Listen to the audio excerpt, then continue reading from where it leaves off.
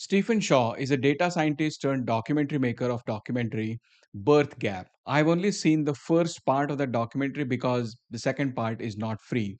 In the documentary and in all his subsequent interviews, Stephen has presented declining birth rates as being a problem.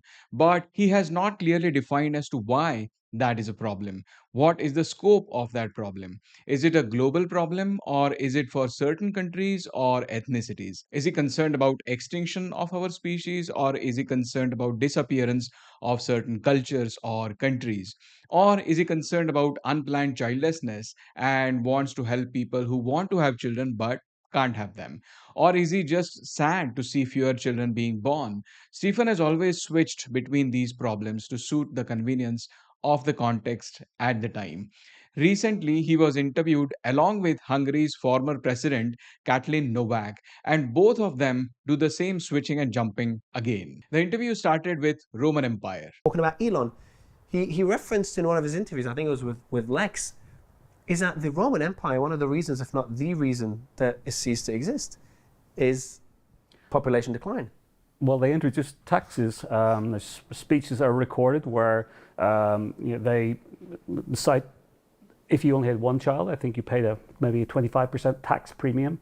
If you had no children, it was a 50% tax premium. Wow. And you also lost your retirement rights. That was the Romans trying to reverse birth rates, and it clearly it didn't work. None of these things, pure economic policies themselves do not work. That's clear. This may give us a hint that Stephen's concern is existential on a collective level. One of the reasons for the end of Roman Empire, as claimed here, was low fertility, and we have a similar situation now. And so our empire, whatever the definition of that is, will also go away, and that is the concern. But what about the risk? Sorry, just going back to the question though, is there a risk that if we head down that path, it could be a lot worse than what even we're warning people about? We're warning about societal change, societal structure, cultural change, economic, the whole way the economy functions is going to change. But could it be even more severe than that?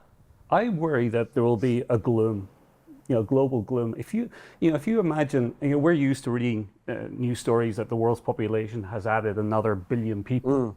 If you imagine being, let's say, a child in a world where the news is we've lost another billion people, and a young kid maybe saying to their parents, "Mummy, Daddy, when is this going to stop?" Wow. Just imagine the gloom of this continuing generation after generation. Okay, so it is not about disappearance of certain cultures then. It is about gloom of losing people.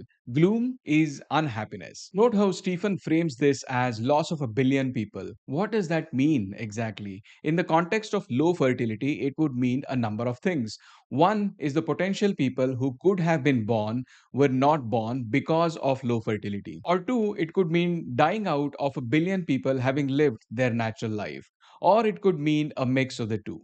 But loss of potential people who never came into existence, is that really regrettable? Maybe Stephen feels sad thinking about them, but from the point of view of those potential people, it is not regrettable. In fact, it is good that they were not brought here into this world of suffering just as a means to make Stephen Shaws of this world happy. So, this is just a notional loss. What about the second part, about those who die out? Well, that's going to happen anyway. In fact, that's going to happen to all 8 billion of us. If that makes you feel sad, then you should not create more people and celebrate low fertility as it avoids more eventual deaths. But maybe I'm being a little too analytical about this. Maybe Stephen means that the sad part is that replacement is not happening. The 1 billion people who die are not getting replaced, and there seems a vacuum created. But those 1 billion were not always there. Until only a few decades ago, our population was significantly smaller. Thus, Stephen feels sad about that.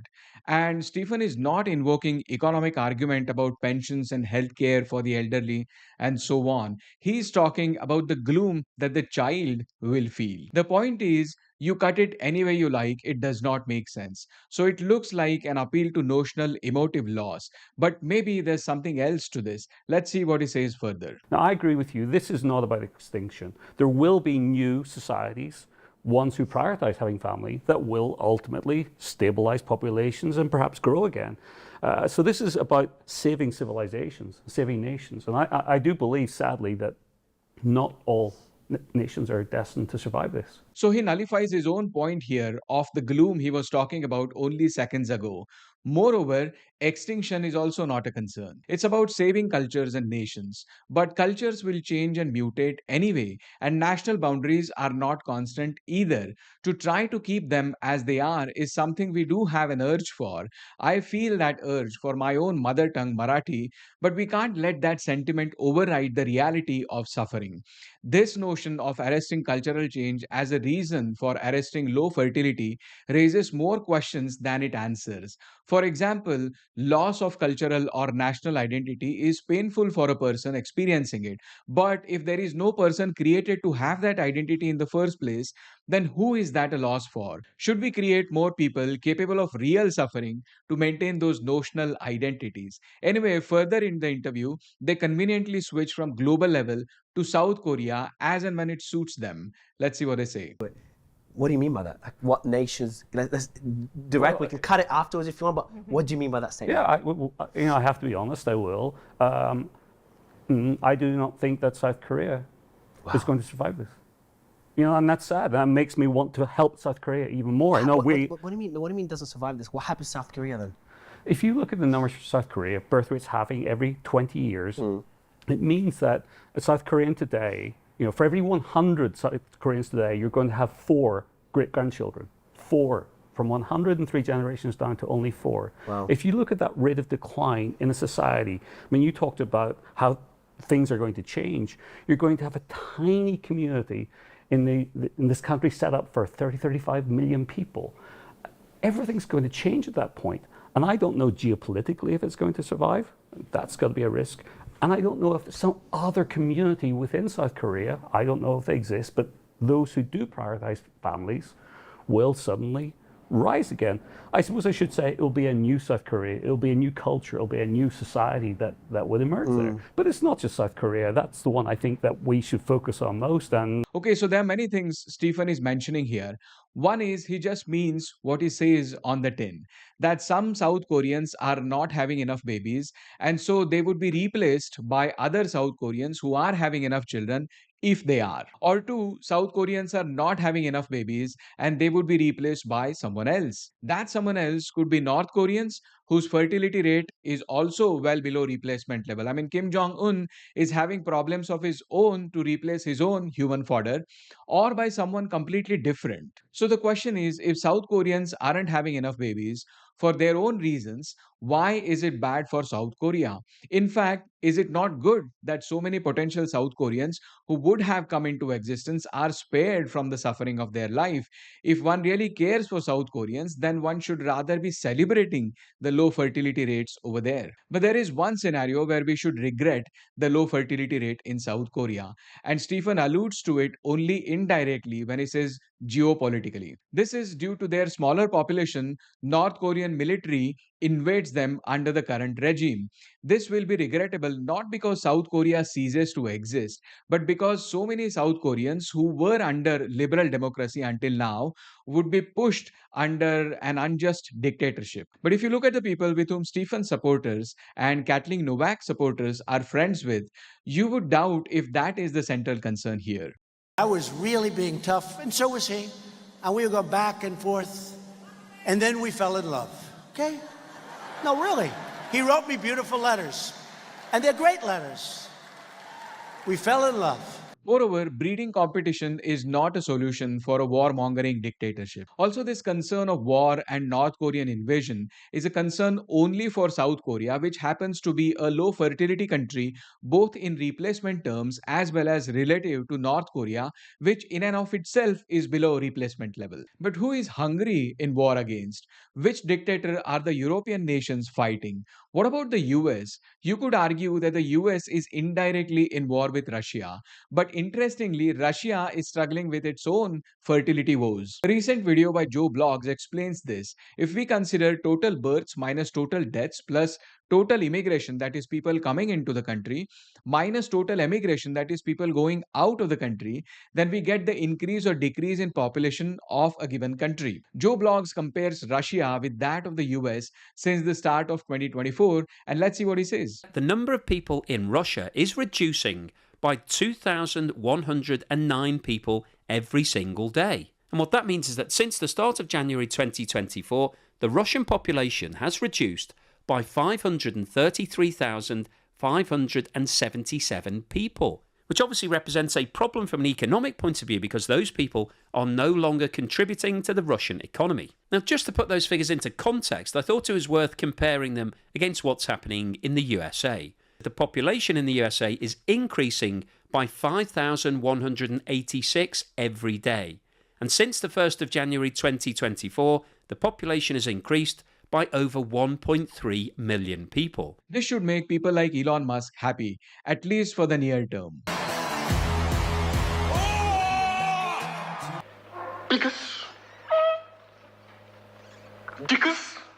But seriously, all of this leaves room for doubting that when Stephen Shaw and people like him say that they want to help only those people who want to have children but can't, that does not sound like an entire truth. Stephen selects countries to suit his points, hops on and off on the global phenomenon as per his convenience.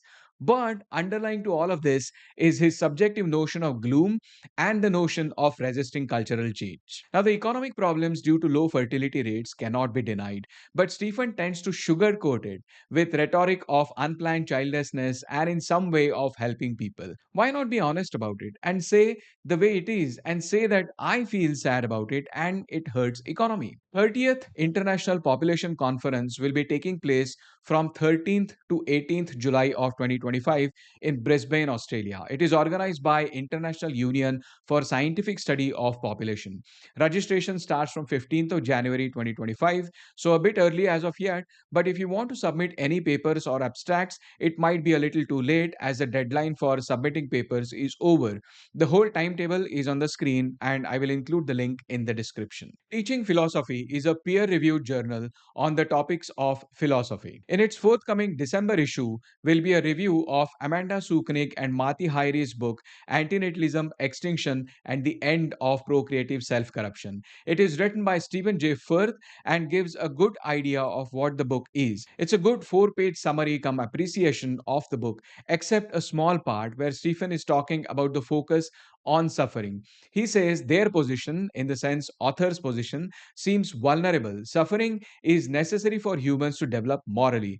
In such a response, social making dispositions in which we learn to care for each other are unattainable without the existence of suffering. I think Stephen here is confusing the intrinsic negative value of suffering with some instrumental positive value of suffering. Suffering can help one develop morally because it gives you a deeper perspective of the situation. But does that justify creating new beings capable of suffering?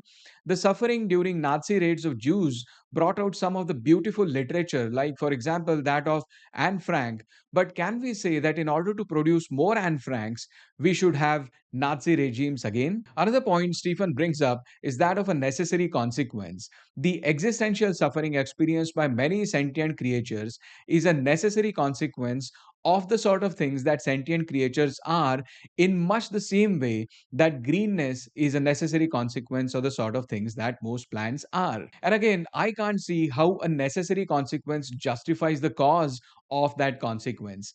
If I understand necessary in this context, it means inevitable, unavoidable consequence integrated so tightly within the nature of something being sentient that you can't think of one without the other. And if that is the case, then how can it have any contribution to justifying the cause, which is creation of sentient beings? In fact, it acts in the opposite way. The consequence is the reason for not creating sentient beings in order to avoid their suffering. And we do this in real life many times. Violence is necessary consequence of wars, which is the reason why we try to avoid wars in the first place. There was a research article published by Cambridge University Press, The Unthinkable Conclusion, Derek Parfit's Budding Antinatalism by Mati Hairi. Derek Parfit Parfit was a famous philosopher in population ethics. His Reasons and Persons, published in 1984, is one of his widely studied books even today. Mati claims that Derek Parfit was very close to antinatalism but did not quite get there. He left a gap which Mati is trying to point out.